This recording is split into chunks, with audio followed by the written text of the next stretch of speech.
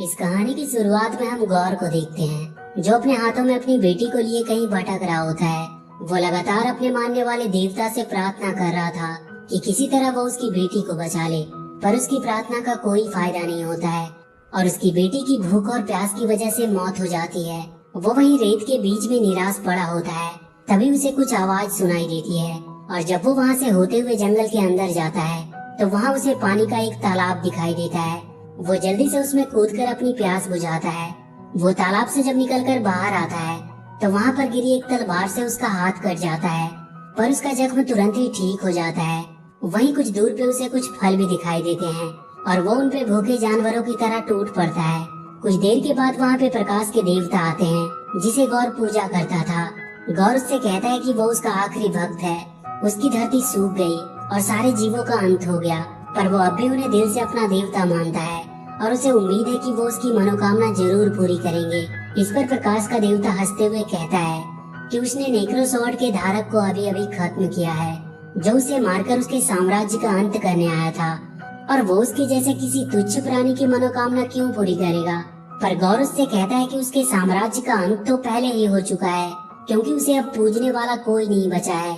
पर उस देवता को इसकी कोई चिंता नहीं थी, क्योंकि उसे उम्मीद थी कि उसके जैसे और भी कई लोग आ जाएंगे। गौर से कहता है कि उन्होंने कितने कष्ट सहे, उसकी बेटी मर गई, पर फिर भी वो इसी उम्मीद से उन्हें पूजता रहा कि एक दिन वो उसकी मनोकामना जरूर पूरी करेंगे।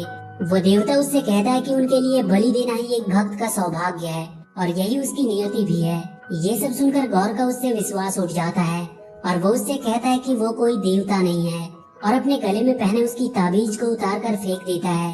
पर इससे प्रकाश का देवता गुस्सा हो जाता है और वो उसे उठाकर मारने ही वाला होता है कि तभी वहाँ पर पड़ी नेक्रोसॉर्ड गौर के हाथ में आ जाती है और उसकी पावर भी उसके अंदर आ जाती है और वो उस तलवार से उस देवता को मार देता है और ये कसम खाता है कि आज से वो किसी भी देवता को जिंदा नहीं छोड़ेगा। अगले सीन में हम थॉर को देखते हैं, जो एक पेड़ के नीचे बैठकर ध्यान लगा रहा होता है। वहीं कॉर्क कुछ लोगों को थॉर की कहानियां बता रहा था कि कैसे वो बचपन से ही उन लोगों के लिए लड़ता आया है जो खुद नहीं लड़ सकते, और फिर कैसे वो जेन फॉस्टर से मिला, पर जल्दी वो दोनों अलग भी हो गए। उसके माँ बाप, भाई और हर कोई जो उससे प्यार करता था सब बिछड़ गए या तो मारे गए, पर उसने दूसरों के लिए लड़ना नहीं छोड़ा। उसने गार्डियंस ऑफ गैलेक्सी के साथ टीम बना करके बहुत सी लड़ाइयाँ लड़ी, पर फिर भी वो अपने अकेलेपन को दूर नहीं कर पाया। और जब भी कोई बस उसे इतना कहता कि उसे उसकी जरूरत है, वो तैयार हो जाता। तभी वहाँ पर थॉर के पास क्वेल आता है, जो उसे एक लड़ाई के लिए चलने को कहता है। थॉर तुरंत वहाँ से एक प्लेनेट पे पहुँचता है जहाँ गार्डियंस पहले ही किसी फोर्स से लड़ाई कर रहे होते हैं। वहाँ का राजा याकाल थॉर का स्वागत करता है और उसे बताता है कि वो लोग यहाँ पर सालों से शांति से रहा करते थे, पर फिर उनके देवों को मार दिया गया और अब लुटेरे उनकी पवित्र मंदिर पर भी कब्जा कर चुके हैं। थॉर ने वो मंदिर वापस दिलाने का वादा करता है और वो उन सब लुटेरों से लड़ने लगता है और कुछ देर की लड़ाई के बाद ही वो उन सबको मारकर हरा देता है, पर इसमें उनका वो मंदिर भी टूट जाता है। अगले सीन में हम जेन फॉस्टर को देखते हैं, जिसे 4th स्टेज कैंसर हुआ होता है और उसके बचने की उम्मीद बहुत कम ही थी। तभी एक दिन उसे वाइकिंग्स की कोई बुक दिखाई देती है, जिससे उसे म्योनेर और एसगार्ड की याद आती है। आगे हम वैल्क्री को देखते हैं, जो धरती पे बसे एसगार्ड की हेड होती है। एसगार्ड में हम एक ओडिन, थॉर और लोकी का प्ले चलता हुआ देखते हैं, जहाँ इस बार के प्ले में थॉर की बहन हेला को भी दिखाया जाता है। वहीं थॉर का टूटा हुआ हथौड़ा भी रखा होता है, जिसे अब लोग देखने के लिए आया करते थे। जेन भी उसे देखने के लिए वहाँ पहुँचती है और जब वो उसके पास आती है तो उन टूटे हुए टुकड़ों में कुछ हरकत होने लगती है और उनसे बिजली निकलने लगती है। इधर थॉर को उस प्लेनेट का राजा खुशी से 2 बकरे भेंट करता है और उसके बाद वो सब अपनी शिप में आ जाते हैं। तभी उन्हें बहुत से मैसेज आने लगते हैं। कई सारे प्लेनेट से लोग थॉर को मदद के लिए बुला रहे होते हैं, क्योंकि कोई है जो उनके देवों को मार रहा है। तभी थॉर की एक दोस्त शिप भी उसे मदद के लिए बुला रही थी। थॉर तुरंत अपने शिप को स्टार्ट करके वहाँ से चलने को कहता है, पर क्वेल उससे कहता है कि वो अलग अलग जाएंगे तो ज्यादा अच्छा रहेगा, क्योंकि बहुत से लोग मदद मांग रहे होते हैं। और इसके बाद क्वेल थॉर और कॉर को वहीं छोड़कर किसी दूसरे प्लेनेट के लिए निकल जाता है और वो दोनों स्टॉर्म ब्रेकर की मदद से बाइफ्रॉस्ट के थ्रू शिप के पास पहुँचते हैं, जहाँ वो देखते हैं कि फेलिकेरियन के देवता फेलिका को किसी ने मार दिया है। वहीं उसे शिप भी मिलती है। वो थॉर को बताती है कि जिसने उन्हें मारा उसका अगला टारगेट एसगार्ड है और वो अभी वहीं जा रहा है। इधर गॉड एसगार्ड तक पहुंच चुका होता है। उसके राक्षस वहां पे हमला करने लगते हैं, पर तभी वहां पर वैल्किरी अपने उड़ते हुए घोड़े पर आती है और उन सब पे हमला करने लगती है। थॉर भी वहां पहुंच जाता है और वो उन सब से लड़ने लगता है, पर तभी थॉर को वहाँ अपना हथौड़ा दिखाई देता है। उसे समझ नहीं आ रहा होता है कि उसे चला कौन रहा है।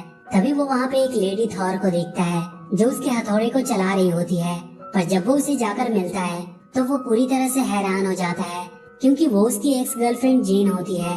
और यहाँ पर हमें उनका फ्लैशबैक दिखाया जाता है कि कैसे वो दोनों साथ में होते हैं। और एक बार थॉर अपने हथौड़े से हमेशा जेन की हिफाजत करने को कहता है, और उसी वक्त उसके हथौड़े में कुछ जादू भी हुआ था। पर फिर कुछ ही दिनों के बाद दोनों अपने अपने काम की वजह से अलग हो गए। अब वापस से कहानी प्रेजेंट में आती है और वो फिर से उन क्रिएचर से लड़ने लगते हैं। तभी थॉर को वहाँ पे गौर दिखाई देता है। वो तुरंत उसकी तरफ बढ़ता है और फिर उन दोनों के बीच लड़ाई शुरू हो जाती है। थॉर देखता है कि उसके पास नेक्रो स्वॉर्ड है और वो उससे उसका स्टॉर्म ब्रेकर छीनना चाहता है, पर थॉर उसे उठाकर वहाँ से दूर फेंक देता है। गौर उन सबको वहाँ पे एक साथ देखकर वहाँ से भाग जाता है, पर वो अब वहाँ के बच्चों को किडनैप करके ले जा रहा होता है। जेन और थॉर उन्हें बचाने की कोशिश करते हैं, पर वो उनके हाथ नहीं लगता है। अगले दिन उन सभी लोग जिनके बच्चे गायब हुए थे, वैल्किरी उनकी रिपोर्ट लेने लगती है। सारे लोग बहुत परेशान थे, पर थॉर उन सबको ये विश्वास दिलाता है कि वो उन्हें बहुत जल्द ढूंढकर उनके पास ले आएगा। और इसके बाद थॉर वैल्किरी और जेन से गौर के बारे में बात करने लगता है। वैल्किरी बताती है कि गौर अपनी परछाइयों से राक्षस बनाता है और उसके पास नेक्रो स्वॉर्ड भी है। जेन उस नेक्रो स्वॉर्ड के बारे में पूछती है। थॉर उसे बताता है कि वो एक प्राचीन तलवार है जिसमें देवताओं को मारने की शक्ति है, और समय के साथ वो तलवार अपना हाथ बदलता आया है। वो जिसके भी हाथ में होता है वो उसे ही धीरे धीरे भ्रष्ट करके मार डालता है। तभी वहाँ पे हेमडाइल के बेटे एस्ट्रीड की परछाई आती है। थॉर उसकी आंखों का जादू इस्तेमाल करके उनके पास पहुँचता है और उन सारे बच्चों को बताता है कि वो अपनी टीम के साथ बहुत जल्द वहाँ आने वाले हैं और उन्हें वहाँ से छुड़ा कर ले जाएंगे। थॉर जेन को बताता है कि गौर ने बच्चों को अंतरिक्ष के उस हिस्से में रखा है जहाँ सिर्फ अंधेरे सायों का राज है। इसके बाद वो एक सेट को लेकर देवताओं से मदद मांगने के लिए निकल पड़ते हैं और वो सब देवताओं के महल में पहुँच जाते हैं जहाँ बहुत सारे देवता आए हुए होते हैं। वो सब किसी तरह भेष बदल कर वहाँ पहुँच जाते हैं और उसके बाद उन सारे देवताओं का हेड जियूस वहाँ पर आता है। वो अपने दरबार को संबोधित करने लगता है। तभी थॉर उनसे कुछ कहने लगता है और वो वहाँ बीच स्टेज पे आ जाता है। वो जियूस को गौर के बारे में सारी बातें बताता है और उसे मारने के लिए उसका हथियार थंडर बोल्ट मांगता है, पर इस बात से जियूस गुस्सा हो जाता है और उसे कैद कर लेता है। वो उससे कहता है कि गौर के पास नेक्रो स्वॉर्ड है और वो उन्हें मार सकता है, और इसीलिए वो उससे जाकर लड़ना नहीं चाहता क्योंकि वो लोग यहाँ पे सेफ हैं और वो उनकी कोई भी मदद नहीं करना चाहता। जियूस सबसे कहता है कि उन्हें चिंता करने की कोई जरूरत नहीं है क्योंकि गौर कभी भी इटर्निटी तक नहीं पहुँच सकता। इटर्निटी ब्रह्मांड में मौजूद सबसे शक्तिशाली जीव है और उस तक सबसे पहले पहुँचने वाले की हर इच्छा पूरी होती है, और अगर गौर वहाँ तक पहुँच गया तो वो एक ही झटके में सारे देवताओं को खत्म कर सकता है। जियूस थॉर और उसके साथी को वहीं कैद कर लेने को कहता है क्योंकि उनके यहाँ से जाने की वजह से गौर भी वहाँ आ सकता है और फिर वहाँ के सारे देव खतरे में पड़ सकते हैं। पर वैल्किरी और जेन उन सब पर हमला करने लगती है। थॉर भी अपनी जंजीर तोड़ देता है और उनसे लड़ने लगता है। तभी जियूस अपने थंडरबोल्ट से कॉर्ग पे हमला कर देता है जिससे कॉर्ग वहीं बिखर कर ढेर हो जाता है। ये देखकर थॉर को बहुत गुस्सा आता है और जब जियूस उस पर हमला करता है तो वो उसके थंडरबोल्ट को पकड़कर उसकी तरफ जोर से फेंकता है जिससे वहीं पर उसकी मौत हो जाती है। थॉर देखता है कि कॉर्ग का हेड अभी भी जिंदा है। वो उसे उठा लेता है और अपने शिप को अंदर बुलाता है। वैल्किरी वहाँ ऊपर जाकर थंडरबोल्ट ले लेती है और फिर सब वहाँ से निकल जाते हैं। अब वो सब गौर के प्लेनेट की तरफ बढ़ रहे होते हैं। वहीं थॉर जेन से कहता है कि वो अब भी उससे प्यार करता है। जेन उसे बताती है कि उसे कैंसर है और वो मर रही है। थॉर को ये सुनकर बहुत दुख होता है, पर वो जेन से कहता है कि तुम जितने भी दिन जियो अच्छे से जियो और वो उसके साथ हमेशा खड़ा रहेगा। जेन उससे कहती है कि वो मरने से पहले उन बच्चों को बचाकर वापस लाना चाहती है, और कुछ देर बाद वो सब गौर के उस अंधेरे प्लेनेट पे पहुंच जाते हैं। वहाँ चारों तरफ सिर्फ अंधेरा ही था और वो बच्चे भी वहाँ से गायब होते हैं। जेन को वहाँ कुछ पोस्टर मिलते हैं जिनमें स्टॉर्म ब्रेकर के थ्रू इटर्निटी तक पहुँचने का जरिया दिखाया गया होता है। वो समझ जाती है कि गौर स्टॉर्म ब्रेकर को पाना चाहता है, इसीलिए वो तुरंत उसे उठाकर वहाँ से कहीं दूर फेंक देती है। और तभी वहाँ पर गौर आता है। जेन उसके ऊपर हमला करती है, पर वो उन सबको अपने पावर से कैद कर लेता है और थॉर से स्टॉर्म ब्रेकर देने को कहता है, और वो जेन और वैल्किरी को मारने लगता है। थॉर के पास अब कोई रास्ता नहीं था। वो स्टॉर्म ब्रेकर को बुला लेता है और वहाँ चारों तरफ जोरदार बिजली गिरती है। गौर अपने क्रिएचर्स को बनाने लगता है और इसके बाद वो थॉर से लड़ने लगता है।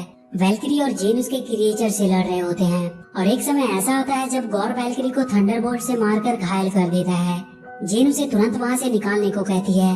थॉर गॉर को रोकते हुए स्टॉर्म ब्रेकर से घर ले जाने को कहता है और इसके तुरंत बाद वहाँ पे बाइफ्रोस्ट खुल जाता है। पर गौर स्टॉर्म ब्रेकर को छीनने में कामयाब रहता है और इधर वो तीनों धरती पे वापस आ जाते हैं। जेन की भी हालत बहुत खराब होती है क्योंकि उसका कैंसर उस पे हावी हो रहा था।